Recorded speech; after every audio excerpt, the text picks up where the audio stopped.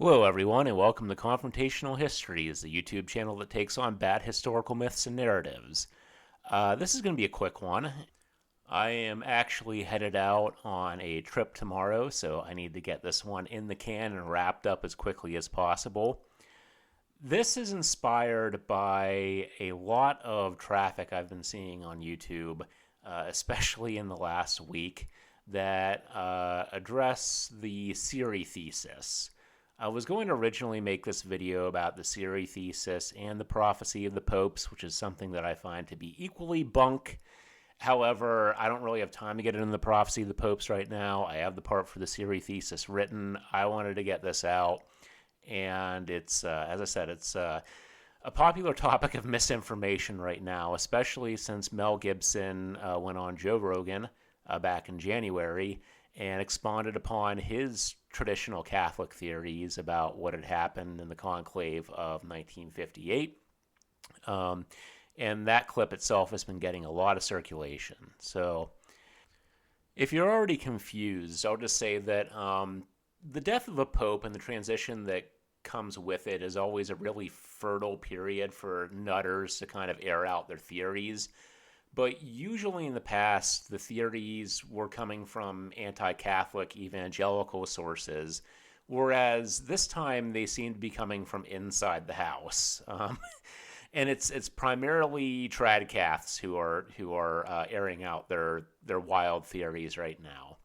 And the Siri Thesis is one of these theories that I'm not surprised to see getting a particular amount of attention right now, since it's been used as a foundational myth for a lot of people from the Society of Pius X, Sede Vacantists, and people who generally think that the church has gone too woke and communist. And for those of you who are seeing this stuff on social media and YouTube and are like wondering what the hell is this, the central statement of the Siri Thesis is that a cardinal named Giuseppe Siri was actually elected pope in the 1958 conclave, and that he was blocked by a conspiracy of secret Jewish people, Freemasons, and Soviet agents, the unholy trinity of trad Cath conspiracy theories, who were operating within the Vatican. And therefore, this fact makes John Paul the 23rd's papacy invalid, and therefore the Second Vatican Council was invalid, as are all of the cardinals and popes who arose after John the 23rd. To give you an idea of like what my interest in this is and kind of where my thoughts and expertise come from, I am a non-practicing Catholic. I don't like the term lapsed Catholic because it puts the onus on the person who's not practicing anymore, when I feel that oftentimes, and especially in my case, the reason that I stopped practicing really had a lot more to do with the church than it did with anything that was a deficiency in my soul. That being said, I still have a great deal of affection for a lot of Catholicism and the Catholic Church and institutions. I'm actually a practicing Episcopalian now, which, or at least semi-practicing Episcopalian. For folks who aren't familiar with Episcopalianism and the Anglican Church in America, the Episcopal Church in America is sort of more the, as they jokingly say sometimes, hippie Catholic Church. But regardless, my movement away from the Catholic Church has a lot more to do with how the Catholic Church operates in America, and kind of the peculiarities around that situation, and less to do with what Catholicism looks like globally. It's also not it didn't have much to do with the really obvious things that you might think of, like the sex abuse scandals or anything, or the kind of traditional social values that sort of clash with what I practice. I feel like if you can't hold two contradictory ideas in your head, or hold loyalty to things that have contradictory ideals in your head, then you're not really an adult, or you're not really being honest with yourself, because all of us have kind of divided loyalties in that way. So it wasn't that. It was more that the Catholic Church in America is currently seeing a very significant wave of people who are coming in or who are kind of like rejuvenating their faith, but in an extremely traditionalist type way. It's very strong appeal to kind of like the sort of white upper middle class and their quote unquote spiritual needs, while at the same time, in order to pay off all the lawsuits and everything, they're shutting down Catholic social services. They're shutting down parishes in urban areas where there are more people in need. They're eliminating all of that. On top of that, a lot of these very traditionalist Catholics in America have absolutely no conception or belief in a social or societal element to the church. They literally think that the traditional social justice teachings of the church that are taught by John Paul II, Benedict, and Francis, like they think they're communism and attacks against the traditional beliefs. And so that environment is not something that I wanted to be a part of. So that really has more to do with why I left. But that said, I've always maintained a very strong interest in the church, and as I said, I still have something of an affinity for it. So, when I see this stuff coming up, and especially coming up amongst the kind of the people who the Catholic Church, especially in America, feels the need to cater to now, it really irks me. And not in a, like, this isn't even entertaining. Like, I like conspiracy theories, like, kind of as entertainment. Like, I don't really believe in them.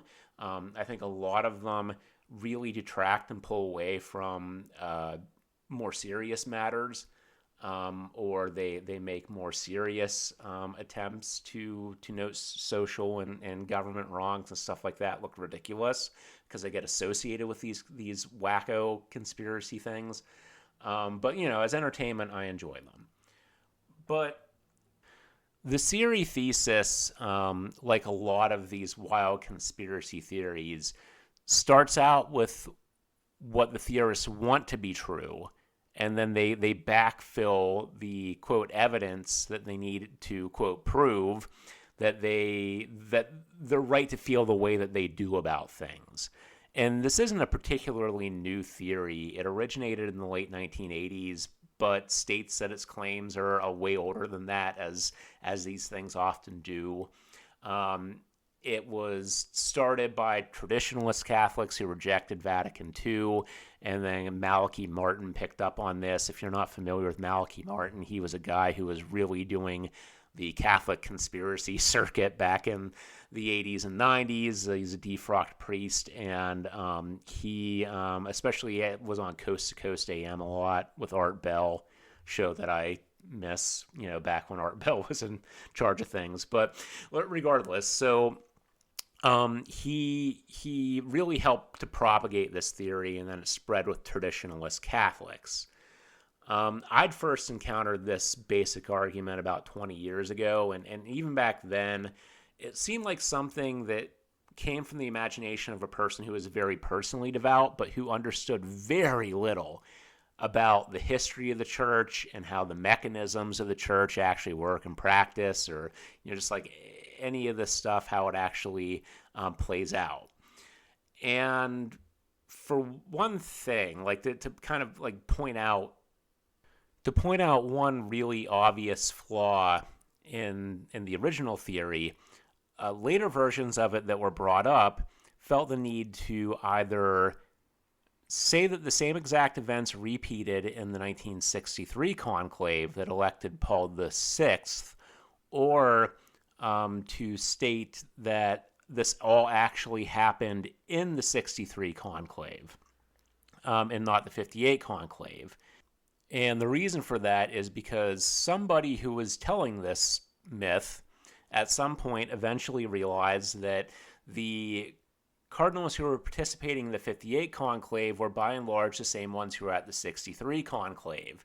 And so if they wanted to make Vatican II and Paul VI and all those cardinals invalid, then they had to claim that the same thing happened over again, or they had to move the date, because otherwise just participating in an invalid election of a papacy isn't enough to invalidate all of those cardinals and everything that they do, because if that were the case, then we wouldn't have had a valid pope since 1417, which is when the Great Western Schism was healed up, and a bunch of the cardinals who had voted for either the Avignon candidate or one of the fake Italian candidates, the anti-pope Italian candidates, also voted for a pope at the Council of Constance.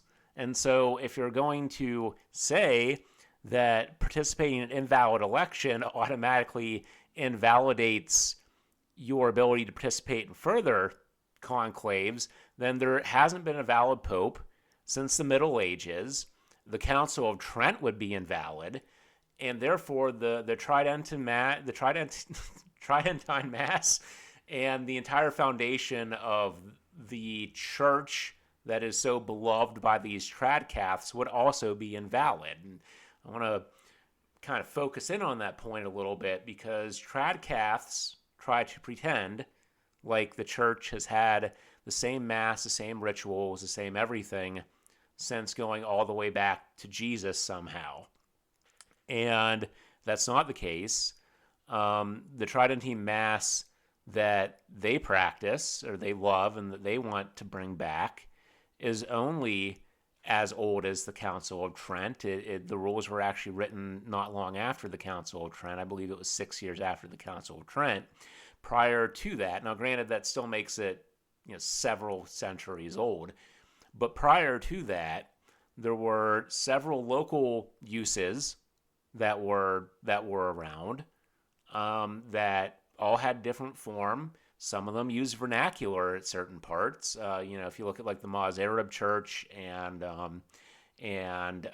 lot of the Sarum Rite, which was what was practiced in England, or the various other rites that were around, they were all somewhat different from what the Tridentine Rite, which was kind of based around sort of a mixture of what was being done in Rome and also the Ambrosian Rite, which was popular up in northern Italy.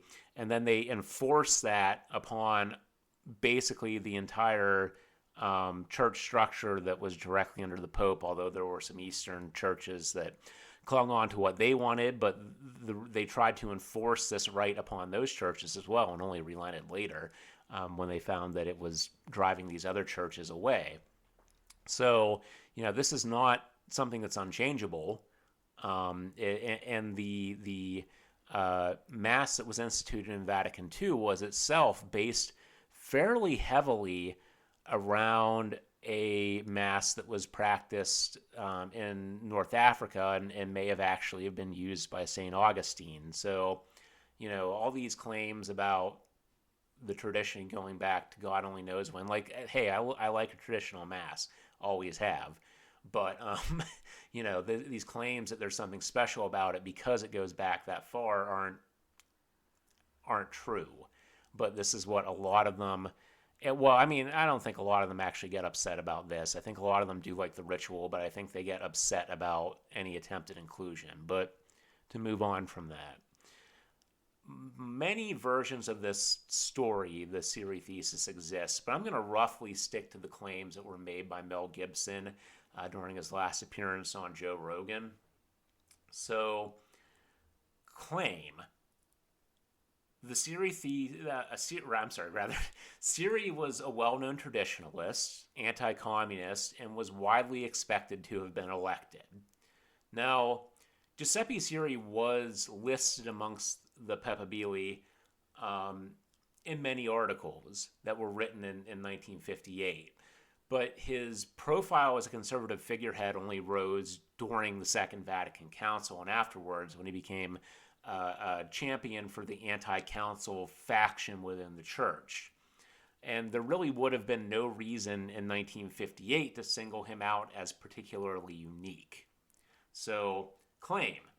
Siri was elected on two separate ballots. On the first day of voting, several people reported seeing white smoke and assumed that a pope had been elected. And then again on the next ballot this happened, and people reported seeing the white smoke, but then the smoke turned black several minutes later.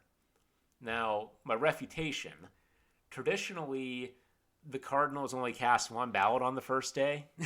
And so the fastest, in quotation marks, undisputed papal election of the 20th century was that of Eugenio Pacelli, Pius XII. And that was in 1939. That went 4 ballots. Pacelli was in his early 60s. He was the Secretary of State for the Holy See, and he was a papal nuncio to Germany while the world was on the eve of global warfare. And so he was a fairly easy consensus choice. There were also some fairly fast elections in the 19th century as well, but that's the most recent one that was that quick. So if Siri, who at the time was 51 years old, Pacelli was in his early 60s, and Siri had only been an archbishop at that point. If he had been elected, it certainly would have not have been on the first ballot. And we have many instances of sort of false smoke in recent times. Most recently in 2005, when white smoke really did come out of the stack on the first ballot. The white smoke was because the Vatican had installed a new burning oven in the 26 years since John Paul II was elected, and the cardinals were uncertain of how it worked, and so the new oven used chemical processes to generate white or black smoke, and the cardinals didn't really know how to operate the thing. So they also, on top of that year, instituted the new tradition of ringing the bells of St. Peter's at the end of the conclave in case the color was unclear, as was the case again in 2013, because the final ballot was at night and the smoke was illuminated, and the way that the lights illuminated the smoke, a lot of folks were a little unsure for the first 30 seconds to a minute whether it was white smoke or black smoke. Traditionally, the different colors prior to 2005, the wet or dry straw was used to change the color of the smoke. So they would use dry straw for the white smoke, and then wet straw was used for the black smoke. And as you can imagine, this created an imprecise result. A variable outcome. The process was not very precise. So you can kind of see what I'm getting at here. Like different lighting conditions, the fact that, before, in 2005, that was kind of a unique example, but before 2005, the fact that straw was used created some uncertainty at times about what color the smoke was. And at that point, in 1958, it had been the first conclave since 1939. So you can imagine there weren't that many cardinals there who were that experienced with how to run a conclave. So the next claim is that a group of French and German cardinals who were working for the Kremlin told the other cardinals that if they had been alerted, they had been alerted by Moscow that if Siri were made pope, that Moscow would launch nukes against Rome and Eastern European Catholic cities. So my refutation of that is that, of course, it is the French in this theory, but it's not just because, the French are the cheese-eating surrender monkeys. France and the Netherlands were the only two Western countries that really took denazification very seriously after the war. And even in France, that was a bit incomplete. Go look at my video on the fall of France to kind of talk about the holes in that. But Um, in France, they actually went so far as to launch civil prosecutions against some French bishops.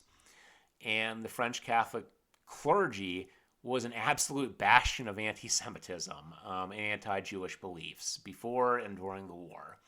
And so, as a result of that, a lot of the traditionalist French bishops were replaced by younger reformers. And then likewise, there were a number of efforts after the Second World War that were made by Pius XII to eliminate some of the more anti-Semitic elements within certain Catholic practices. And that was then locked in by the Second Vatican Council.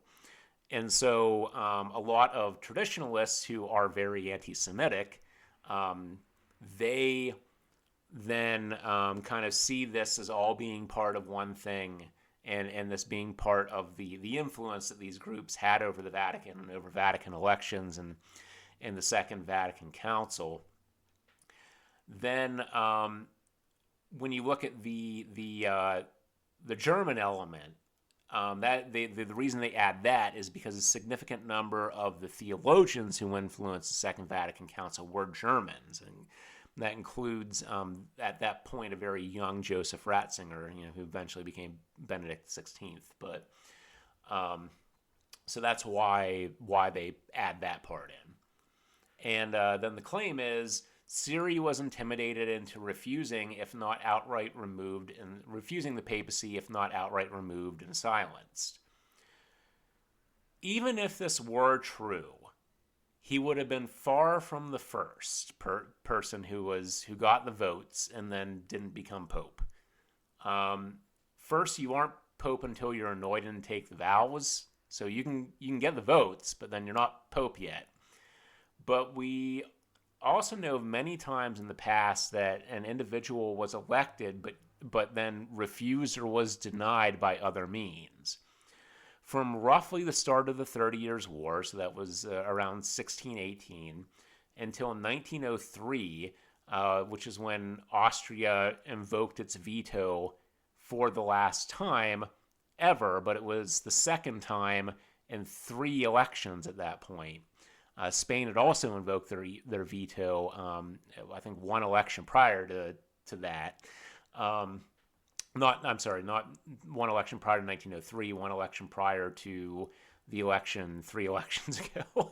But so from that time period, Catholic monarchs claimed the right to veto popes elect who they found unfavorable. And it happened often enough that it was actually customary to have an additional confirmation ballot after someone got the prerequisite number of votes that were needed.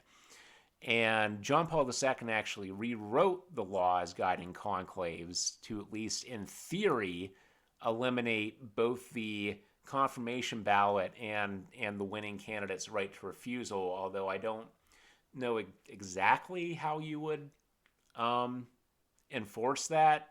But it is in there. So, and then the next claim is that after the conclave dragged out, the offending cardinal was offered Angelo Roncalli as a compromise candidate. And they say that Roncalli was an obscure figure, that he wasn't thought of as papabile by anyone.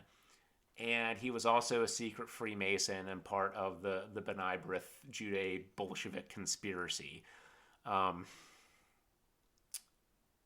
last part relies solely on claims that are both bullshit in sentiment and also unfalsifiable, which kind of speaks to what I had said earlier about all of this being an effort to build a narrative around what someone wants to be true, as opposed to looking at the facts first and then drawing your conclusion from that. But as for Roncalli not being on most of the lists before the conclave, I mean, that's true, but it was a big miss by Vatican experts, especially considering that Roncalli was incredibly well-known and well-respected as a cardinal. And he had both extensive pastoral and extensive diplomatic experience. He was gifted with kind of like a natural warmth that Pius the 12th lacked, and that was also attractive to a lot of the cardinals. As was honestly the fact that he probably wouldn't live very long, because Pius the 12th had a fairly long papacy. So, and as I said, he picked the name that he did, and we'll get into that for a second, kind of because there have been no significant popes up to that point who were named John, and so it was kind of a humility statement of humility. But the lists of people that are considered non-papabili who become popes is almost as long as the list of those who are considered who do become popes, because it turns out that a lot of people in the media who claim to be Vatican experts really aren't. And so they miss big a lot of times. I mean, a lot of people did not include Jorge Mario Bergoglio as one of their picks amongst the 2013 crop, and even those who did thought that like his time had passed. But in retrospect, it seems incredibly obvious that he, who became Francis, would be the choice, because the Cardinals wanted to internationalize. If you're gonna go beyond the bounds of Europe, then you go to Latin America, because that is where 40% of the world's Catholics live. He had been rumored to have been the runner-up in the conclave that elected Benedict 2005. He had very little experience in the Vatican with the Curia, which was massively unpopular at that point. And they were also looking for someone who was a good pastoral presence. And the other two serious candidates, Scola and Woolley, Scola was Italian and fairly old and was a Curialist, and Woolley was Canadian. And, I love my Canadian brothers, but if you're going to leave Europe for the first time in centuries, you're going to Latin America, you're not going to Canada. So, but anyway, the next claim is that Roncalli chose the name John the 23rd, the name of a former anti-pope, mocking the faithful and telling the world that he wasn't a true pope. No one had done this before. This is demonstrably false. Several popes have used the names of prior anti-popes. That includes Benedict XII and Benedict XIV and Nicholas V, to name only three. First of all, there's no official list of anti-popes anywhere. There have been thousands of people who have claimed to be the pope at some point or another who had no authority to speak of whatsoever. There are some people who were thought to be popes, who had all of the authority of the papacy when they claimed to be popes, who were later said to be anti-popes. Going back to the Western Schism, there were at least, I think, 9 anti-popes who were elected during that period. So, these names get used over again because, like, the whole point is to not acknowledge that these people were real popes. So you just use their names. Like, someone claimed to be, Pope Aeneas Felix Benedict the Second, and he's later said to be an anti-pope. And the next person who wants to claim that name can go ahead and claim that name, because that guy is of no significance whatsoever who came before. So, but I mean, it's kind of, you can find a just so story wherever you want it if you want a narrative. Like, look at this photo right here. This was shown on Sky News mere moments before they came out and announced in 2013 that an Argentinian would be pope. Was Rupert Murdoch in on some scheme? I don't think so. It seems pretty doubtful. Like, you can find these things anywhere that you want to find them if you're looking hard enough. So, as I said, I did want to do something on the the prophecy of the popes and that whole thing, but it's I can get this video out now, so I will. So that's the video, everybody. I hope you enjoyed this. Please don't listen to everything that you hear out there. And, if you do know anyone who's talking this nonsense, I mean, like, as I said, they're probably not really all that interested in the facts, but, maybe you can show them this video and get them thinking a little bit.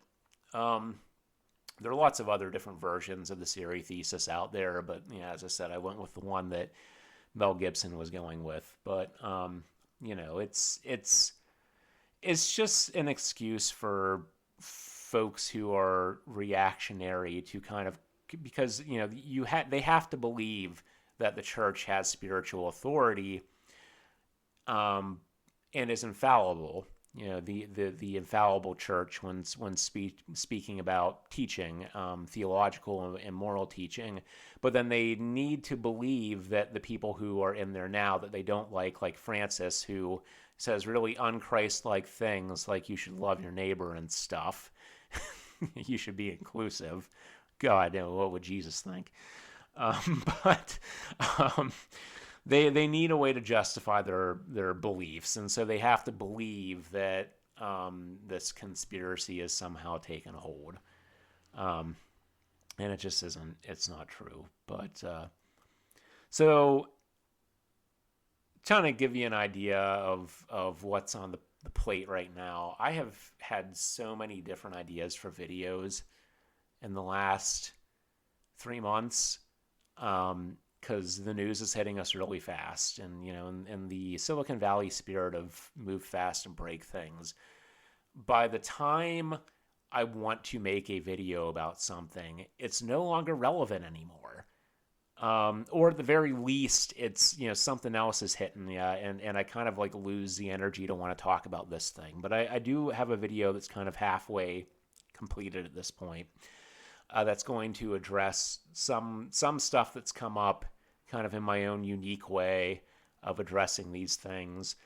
So that's going to come out here at some point. But I want to thank everybody for listening, and like, share, subscribe, ring the bell for notifications, all of that stuff, if you enjoyed this.